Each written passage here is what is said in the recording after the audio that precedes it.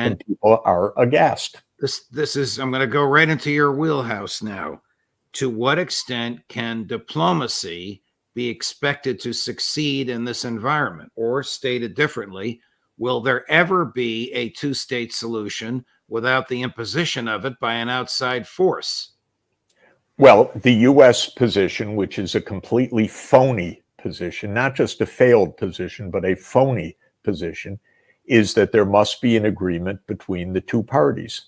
But this is utterly absurd, Orwellian, because it means that Israel can veto the basic political rights of the Palestinian people, despite the repeated calls by the United Nations, both the General Assembly and the UN Security Council, and the repeated decisions of the International Court of Justice, that Israel's behavior is plainly, flatly, brutally illegal.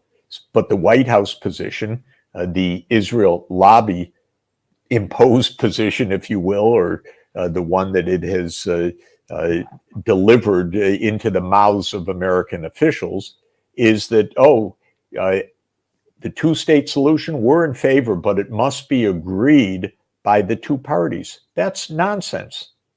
It must be put in place by the United Nations over the kicking and screaming of Israel, if that's how it's going to be. Because Israel has to follow international law, and international law needs to be enforced by the UN Security Council. And the rulings of the International Court of Justice need to be enforced. Now, of course, every time we speak, I emphasize the fact that the U.S. foreign policy is despicable and disgraceful. And Biden is one of the worst presidents of modern history in this. Shameful, lying, arrogant, and solving no problems whatsoever. Am I mincing my words? No, not at all. But your words are eminently defensible.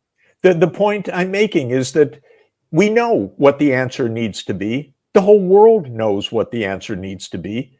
And it can be that way because the UN has, under the UN Charter, all of the power that it needs to put this solution into place. It has that power.